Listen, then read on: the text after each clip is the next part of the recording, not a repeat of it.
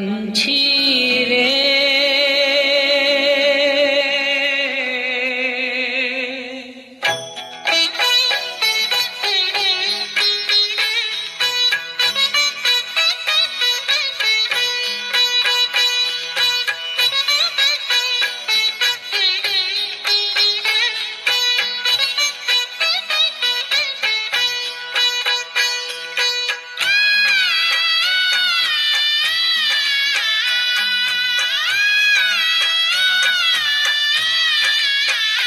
पिंजरे के पंछी रे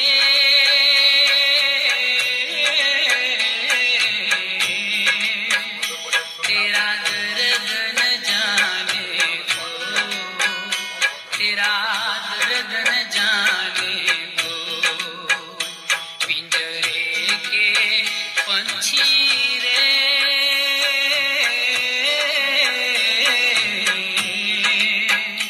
तेरा दर्द न जाने को, तेरा दर्द न जाने को।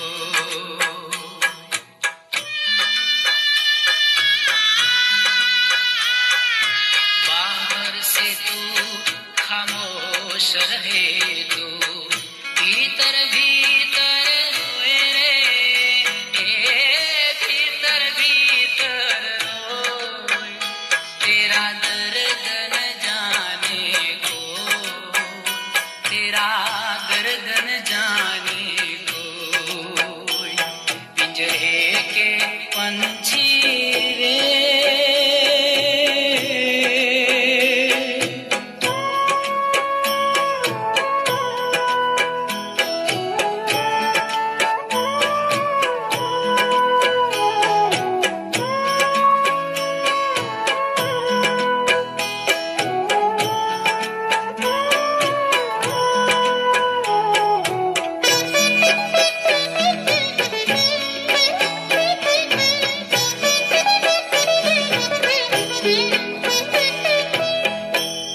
सके तू अपनी कहानी, तेरी भी पंछी क्या जिंदगानी रे।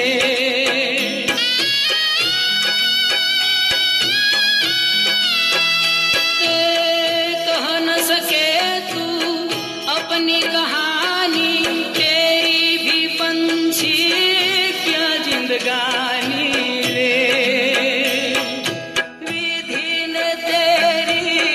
कथा लिखी आंसू में कलम डुबोई, तेरा दर्द न जाने को, तेरा दर्द न जाने को।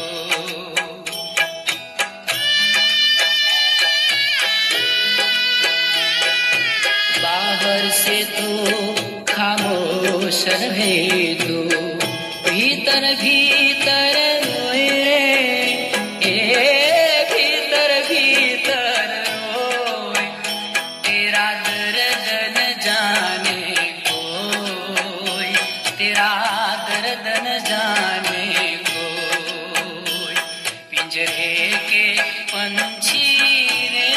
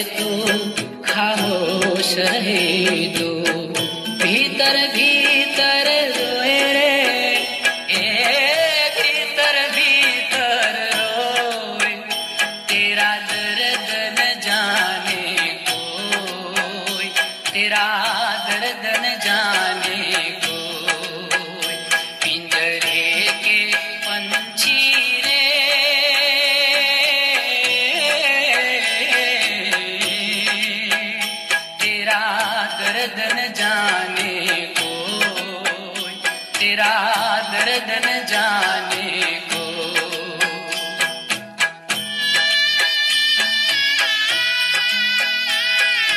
बाहर से तो खामोश रहे तू, भीतर भीतर रोए रे, भीतर भीतर रोए, तेरा दर्द न जाने को, तेरा दर्द न जाने को। पिंजरे के पंछी रे,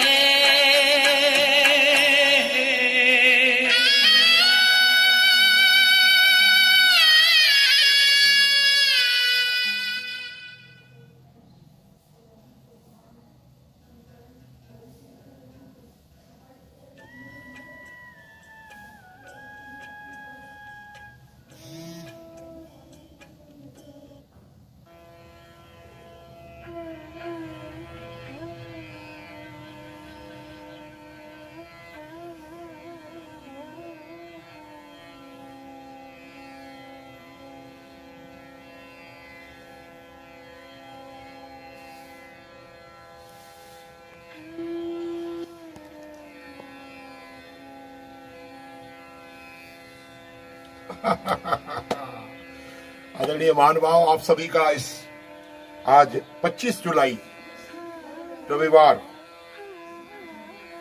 जीवन कैसे दिए में बहुत बहुत स्वागत, अभिनंदन, आभार, नमस्कार, प्रणाम बहुत बहुत आपका। पिंजड़े के पंछी ने तेरा दर्द न जाने को,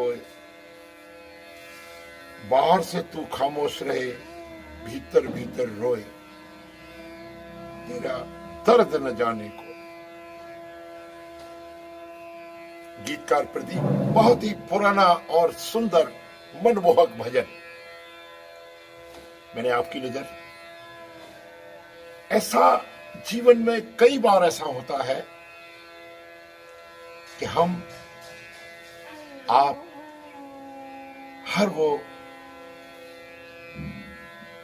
जीव, खासतौर से मनुष्य, कई प्रकार के जीवन में जीते जीते अंदर की स्थिति कुछ और, बाहर की स्थिति कुछ और, मन में कुछ और, होठों पर कुछ और, इस तरह की डबल जिंदगी जीते जीते थक जाते हैं। इसी तर्क पर आधारित, इसी बातचीत पर आधारित हमारा बातचीत करेंगे, लेकिन इससे पहले अपना जो नित्यनेम है, जो भाव विवेचना चल रही है, श्री गुरु ग्रंथ साहब जी के दुखभंजनी साहब की अगले पद की मैं आपके सामने रख रहा हूं, और आइए हम उस विवेचना पर चलते हैं। बिलावलु महला पंजवा, चरण कमल प्रभु हृदय ध्याए, रोग गए सगले सुख पाए, गुरु दुख काटिया दीनो दान, सफल जन्म जीवन परवान, अखत कथा अमृत प्रभु बानी, कहो नानक जप जीवे ज्ञानी। बहुत ही छोटी सी सूक्ष्म बात,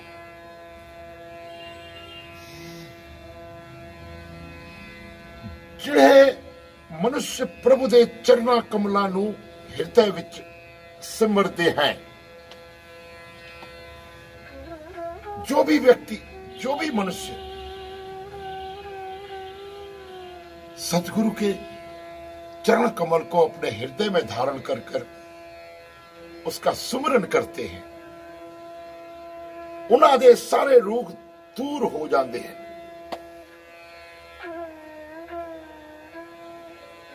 हे भाई, गुरु ने जिस मनुख परमात्मा दे नाम दी दात दे दी है, देखिए मैंने पिछली बार भी, बल्कि हर बार मेरा तो यही होता है कि यदि आपके मन में सुमरन, भक्ति और प्रभु के प्रति समर्पण का भाव आता है, तो यह भी उसी की कृपा है, उसी की दात है, उसी का आपके ऊपर अनुग्रह है। क्योंकि बिना हरि कृपा के, बिना गुरु कृपा के कुछ भी संभव नहीं है। ऐसा समय समय पर गुरबाणियां, सदग्रंथ, महात्मा पुरुष, सदगुरुओं ने हमको ऐसा मार्गदर्शन दिया ही है। जा पर कृपा राम की होई, ता पर कृपा सरे करे सब कोई। सब कोई का तो अर्थ मालूम नहीं है, लेकिन जिस पर प्रभु की कृपा हो जाए उस पर प्रभु कृपा करते ही हैं। ये उन्हीं की कृपा का प्रतिफल होता है कि हम प्रभु के चरणों में अपने आप को समर्पित करके उनके चरण कमलों को अपने हृदय में बसा लेते हैं और रोग गए सगले सुख पाई, उसके रोग सारे नष्ट हो जाते हैं और सगल सुखों का भाव उसके जीवन में आ जाता है। गुर दुख काट्या दीनो दान। परम प्रभु ने, सतगुरुओं ने आपके ऊपर परमात्मा का कृपा अनुग्रह दिया है और उन्होंने ये दान आपको दिया है। उस व्यक्ति का, उस मनुष्य का सारा दुख भी गुरु ने दूर कर देता है। आदरणीय महानुभाव, मेरे मित्र प्रेमियों, कल गुरु पूर्णिमा का उत्सव हमारे भारतीय परंपरा में, हिंदू सनातन धर्म में गुरु परंपरा का बहुत ही महत्व कहा गया। कल गुरु पूर्णिमा थी और ये उत्सव पूरे हिंदुस्तान में जहां जहां गुरु परंपरा के प्रति, गुरु के प्रति भाव रहता है, श्रद्धा रहती है, भक्ति रहती है, वहां ये गुरु पर्व मनाया जाता है। हमारे यहां भी मनाया गया। तरह तरह से गुरु पूजन, अर्चन, हवन, यज्ञ इत्यादि होते रहे, हुए। एक बात दिमाग में आ रही है, वैसे तो सभी व्यक्तियों को, सभी प्रेमियों को बहुत ही सूक्ष्म सी बात कही जाती है कि गुरु शब्द का अर्थ है, गु नाम है अंधकार का, गु माने गुह्य, गूढ़, अंधकार ही है। और रू कहते हैं, रू का शाब्दिक अर्थ कहा गया है रूहानी प्रकाश।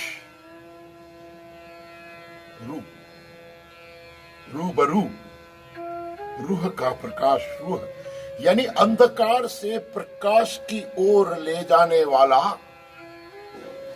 गुरु कहा गया। अब अंधकार, एक कमरे में अंधेरा है, वो भी अंधकार है, और अपने मन में कई एक प्रकार के नकारात्मक विचार, अज्ञान का भाव है, तो वो भी अंधेरा माना गया है।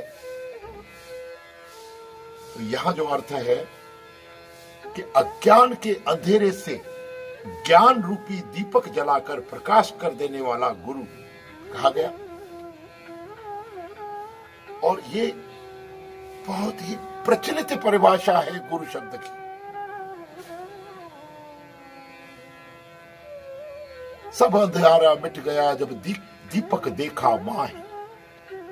अपने अंतर में जिस वक्त सद्गुरुओं द्वारा दिखाए गए मार्गदर्शन को हम ग्रहण कर लेते हैं, हम उनकी सीख का अनुसरण कर लेते हैं, गुरु अपने शिष्य को सीख के रूप में कुछ सिखाता है या शिष्य सीख लेता है। देखिए, गुरु और शिष्य दो शब्द ऐसे हैं जिसके मैं अर्थ में जा रहा हूं। शिष्य शब्द का अर्थ है सिख शब्द का अपभ्रंश कई एक जगह पे आपने पढ़ा होगा।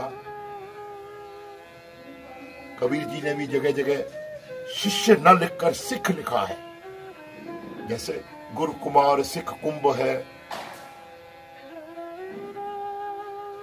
उन्होंने सिख शब्द का प्रयोग किया। और सिख शब्द जो है वो सीखना शब्द से आता है। सिख पंजाबी में भी सिख माने सीख, और सिख सिख माने सीख। ये जो सीखना शब्द है ये बहुत ही विस्तृत है। मनुष्य अपने जन्म से ही ये सीखने की प्रवृत्ति लेकर, सीखने की वृत्ति लेकर मनुष्य जन्म होता है और मनुष्य पैदा होता है। अब सबसे पहले और गहरी बात यह आती है कि जो सीखना शब्द है वो हमारे जन्म से लेकर मृत्यु पर्यंत तक चलता है। सीख, शिष्य, गुरु शिष्य से मैं शिष्य के अपभ्रंश शब्द सिख पर आया और सिख से मैं सीखना शब्द का व्याख्यान कर रहा हूं। सीखना, सीखने की ऐसी जन्मजात प्रवृत्ति हर प्राणी में परमेश्वर ने दर्ज कर दी।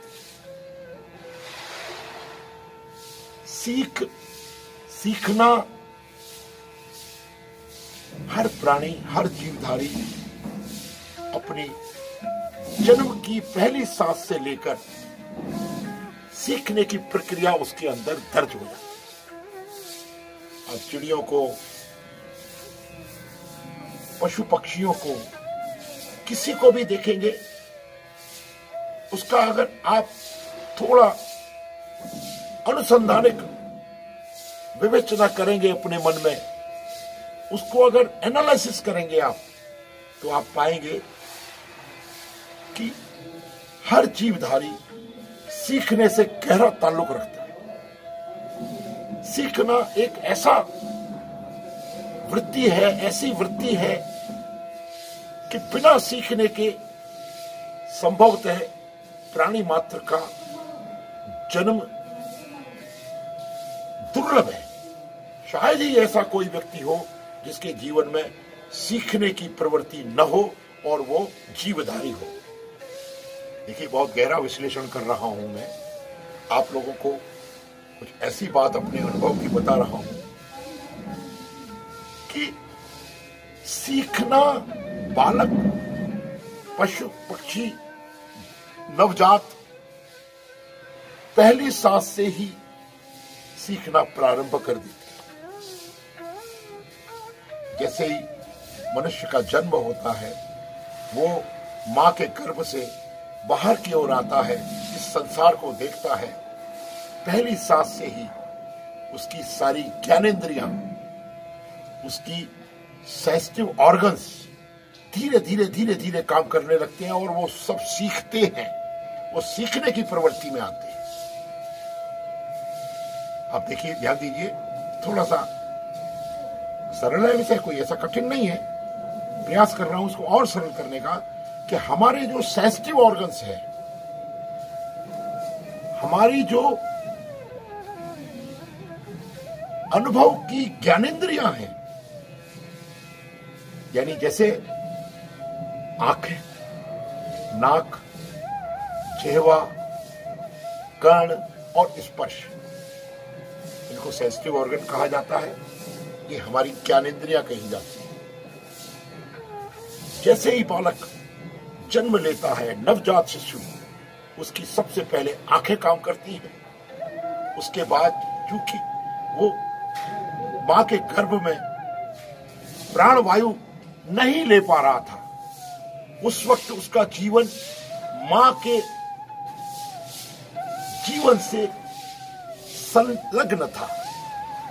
जैसे ही वो जन्म लेता है, उस जन्म के साथ साथ ही उसका मां से संबंध अलग हो जाता है और वो प्रकृति में, इस कायनात में, इस संसार में आकर अपने माँ के सिस्टम से कट कर दिया जाता है। आप लोगों को ध्यान होता हो कि माँ के गर्भ में वो उसका भोजन, उसका जीवन उसके नाभि में संयुक्त नाड़े के साथ होता है, और नाड़ा या नाल जिसे कहते हैं, जब काट दिया जाता है तो उसके माँ के शरीर से संपर्क टूटता है।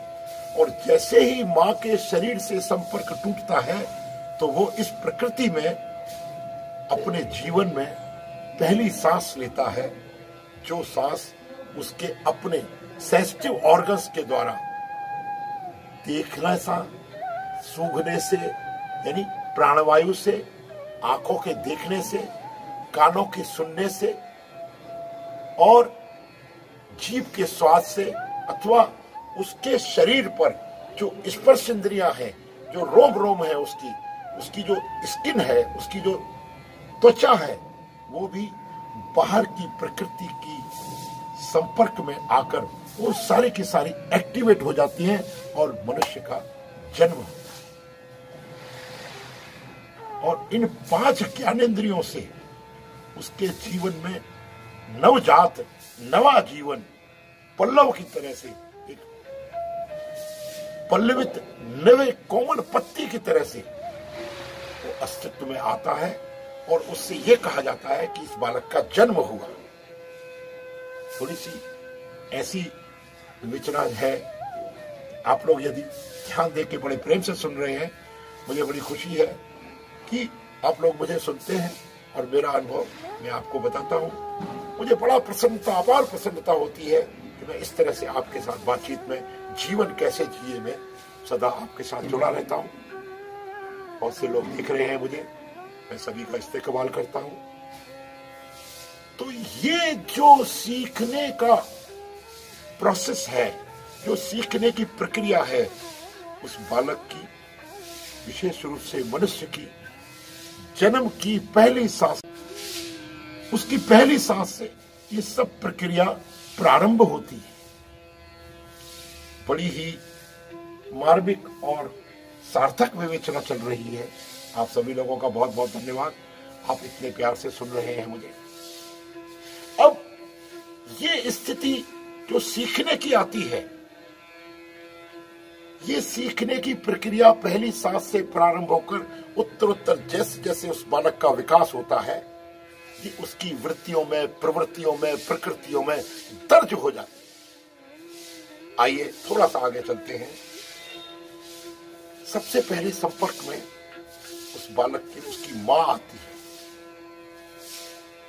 तो इसीलिए कहा गया है कि प्रथम गुरु मां को माना गया है। यानी बच्चा सबसे अधिक अपनी मां से सीखता है, चाहे वो मनुष्य का बालक हो अथवा प्रकृति में व्याप्त कितने भी जीवधारी हों, जन्मधारी हों, जो भी होते हैं, वो सब कुछ पहले पहले अपनी मां से सब कुछ सीखते हैं। देखिए,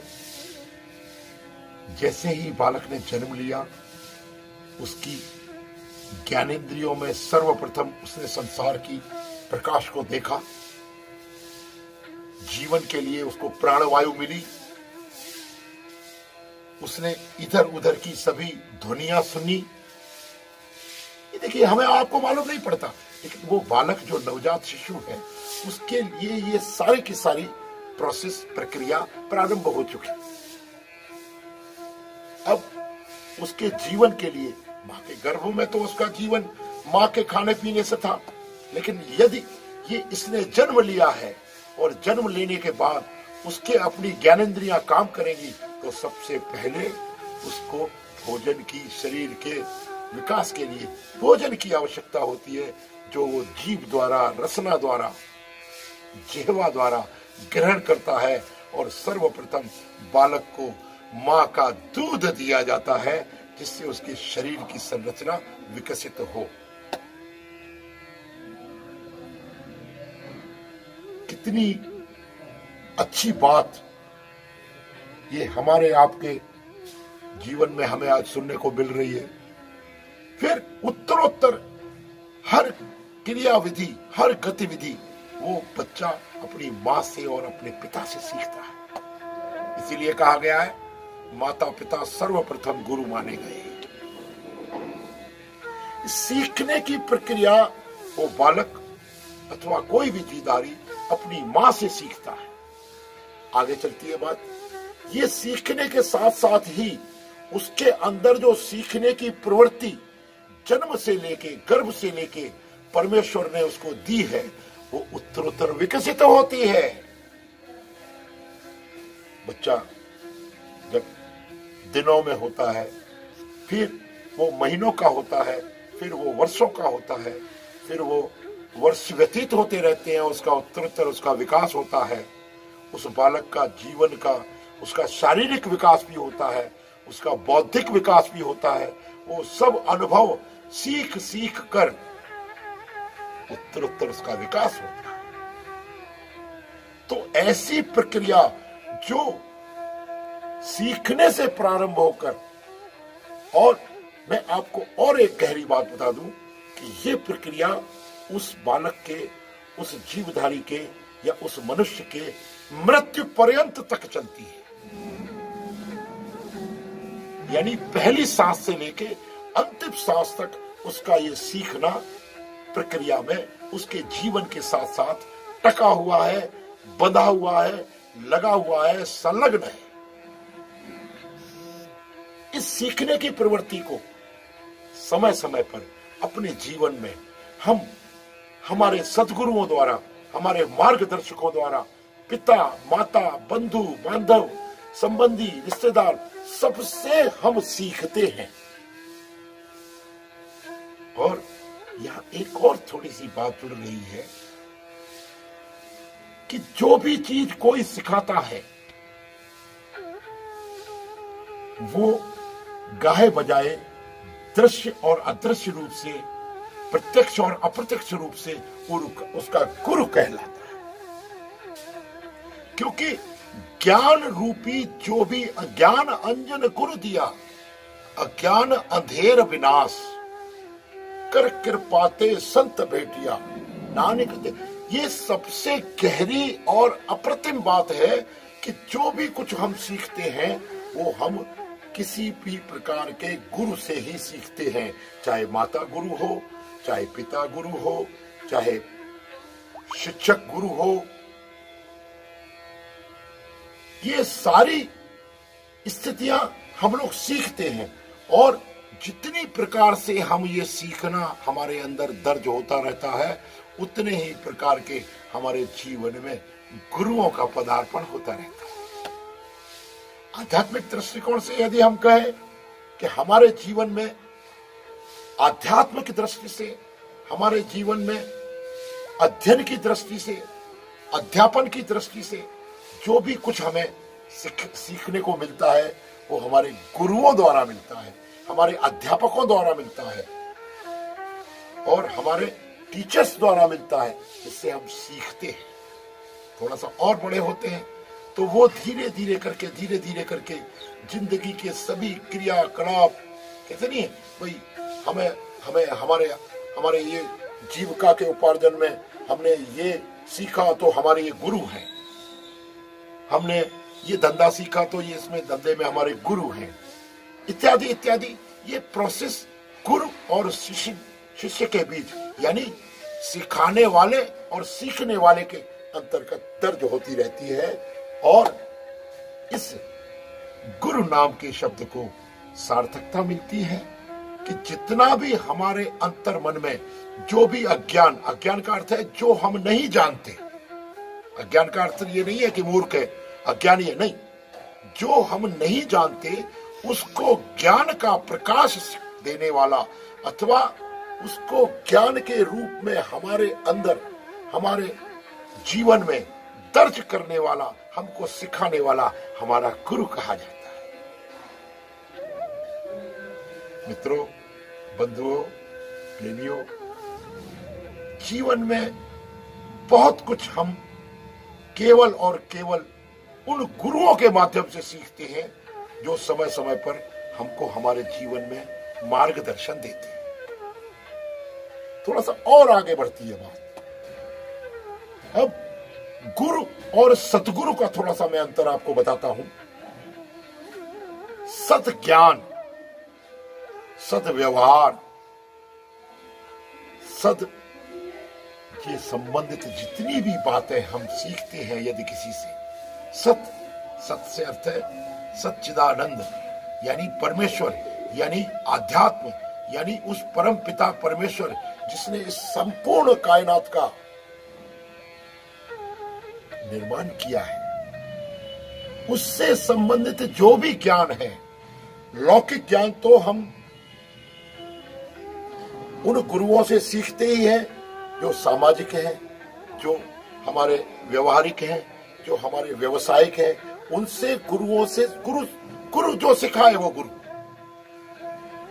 लेकिन हमको सच्चिदानंद स्वरूप उस परम पिता परमेश्वर के लिए, परमेश्वर के सापेक्ष, परमेश्वर के प्रति हमें ज्ञान देने वाला जो कहा गया है उसको हम लोग सद्गुरु कहते हैं।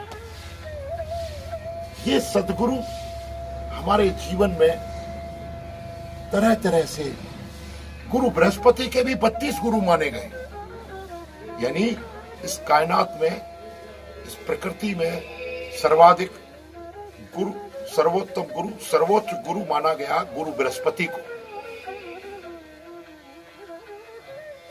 नक्षत्रों में, ग्रहों में गुरु बृहस्पति का स्थान सर्वोपरि है। उन बृहस्पति गुरु के भी 32 गुरुओं का बखान आता है कि उन्होंने भी 32 गुरु अपने जीवन में बनाए। अब ये स्थिति ऐसी आती है कि हम समय समय पर गुरुओं के माध्यम से हम अपने जीवन में बहुत कुछ सीखते हैं, और ऐसा सीखना हमारे जीवन को निर्देशित करता है। हम जीवन कैसे जिए ये भी हम सद्गुरुओं के माध्यम से ही सीखते हैं। गहरी और बहुत ही मार्मिक विवेचना आज है। ये ऐसी विवेचना है कि 1-2 क्रमांकों में 1-2 रविवार को पूरी नहीं की जा सकती। ये बीच में समय गुरु पर्व के आधार पर, गुरु पूर्णिमा के आधार पर ये विषय मेरा आ गया, और ये विषय बहुत ही मार्मिक है, अवर्णनीय है और बहुत ही गहन है। इस पर समय समय पर हम लोगों को विचार करने की आवश्यकता है, और मैं प्रयास करूंगा कि आगे के जिस तरह के भी मेरी आपसे वार्तालाप होती है तो मैं इन शब्दों पर प्रकाश डालूंगा और अपने जीवन को धन्य बनाऊंगा कि हमने जो सीखा है, जिन गुरुओं के माध्यम से सीखा है, हम अपने सहयोगियों को, अपने प्रेमियों को अपने अनुभव के माध्यम से वो सब कुछ सिखाएं। हम गुरु का ऐसा भाव अपने मन में नहीं रखते हैं कि हम गुरु हैं और हम आपको सिखा रहे हैं, नहीं। हम ऐसी प्रवृत्तियां जो हमारे अंदर गुरुत्व लाती हैं, जो हमें सदग्रंथों का, सदव्यवहारों का, सत्कर्मों का, अध्यात्म का, अपने जीवन को पवित्र करने का, अपने जीवन को स्वस्थ करने का, समय समय पर जीवन कैसे जिए, ये जो विषय है, इस पर आधारित विवेचना जो हमें सद्गुरुओं के माध्यम से मिली है, हम और आप बातचीत करते रहेंगे।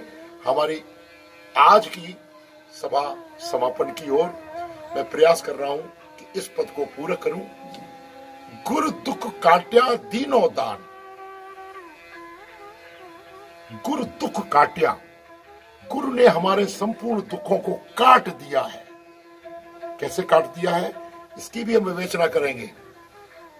गुरु जो हमें सिखाता है, गुरु जो हमें मार्गदर्शन देता है, उस मार्गदर्शन के आधार पर हम वैसा सीख कर अपने जीवन में ढालते हैं, और हम सत्य की तरफ, हम अध्यात्म की तरफ, हम सद्गुरुओं के बताए हुए मार्ग की तरफ जीवन कैसे जिए को संचालित करते हैं, और हम अपने जीवन को सफल बनाते हैं।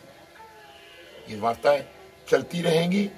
और गुरु दुख काट्या दीनो दान, हे भाओ, हे भाइयों, गुरु ने जिस मनुष्य परमात्मा ने नाम दी दात नीति है, जो उन्होंने सौगात हमको मार्गदर्शन की बख्शी है, उससे सारा दुख भी गुरु ही हमारे दूर कर देते हैं। सफल जन्म जीवन परमान।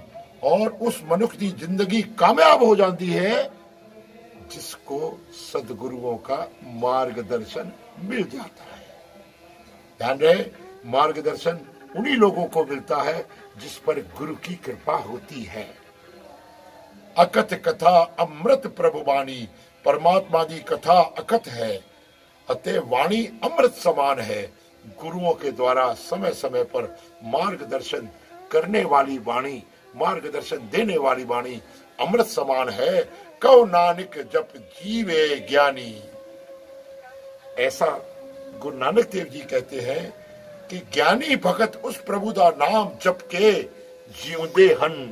उनका जीवन इसी बात पर चलता है, इसी बात से संचालित होता है कि गुरुओं के द्वारा जो हमें समय समय पर मार्गदर्शन मिलता रहा है, उसके आधार पर हम अपने जीवन को संचालित करते रहें और अपने जीवन को सफलता की ओर अपने आप को प्रभु को समर्पित करके हृदय रख गुरु के चरण कमल को हृदय में बसाकर उनके बताए हुए मार्ग को अनुसरण करके हम अपने जीवन को सफल बनाते रहें। ऐसी मेरी आप सबसे बहुत बहुत प्रार्थना विनंती कि हम सद्गुरुओं द्वारा बताए हुए मार्ग पर चलें और समय समय पर आप लोगों से बातचीत भी करते रहें। मेरा आज का कार्यक्रम समापन की ओर, बाकी अगले रविवार को हमारी आपकी पुनः मुलाकात होगी। आप सभी को बहुत बहुत धन्यवाद, आभार, प्रणाम। एक ओंकार सतनाम करता पुरुष निर्भव निर्वैर अकाल मूरत अजूनी सेवम गुर प्रसाद जप आद सच जुगाद सच है भी सच नानक होसी भी सच। हमारी आज की इस वार्ता में सम्मिलित कई लोगों के मैं नाम नहीं ले पा रहा हूं, क्योंकि ये जो भी सामने नाम है उनके मैं नाम ले सकता हूं। हमारी बहन किरण वत्यानी, एसपीडीएन पीयूष जी, मधु माखीजा, ऋतु वत्यानी, बाबा भाई जी, हमारे मोती भाई, नंदलाल गुमनानी, गोवर्धन दास जी उदासी, मेरा प्रणाम उनको। भाई साहब बहुत बहुत धन्यवाद।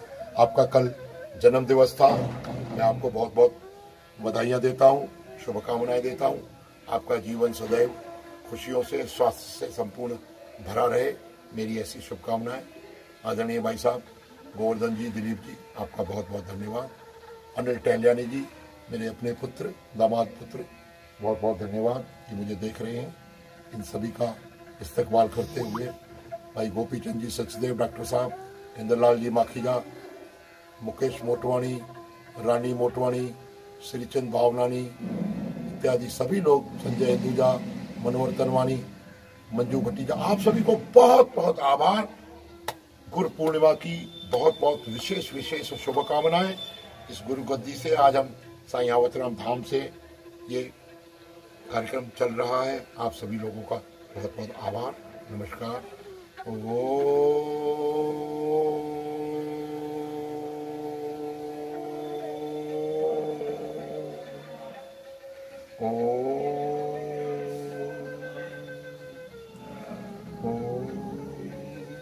शांति शांति शांति। आरती।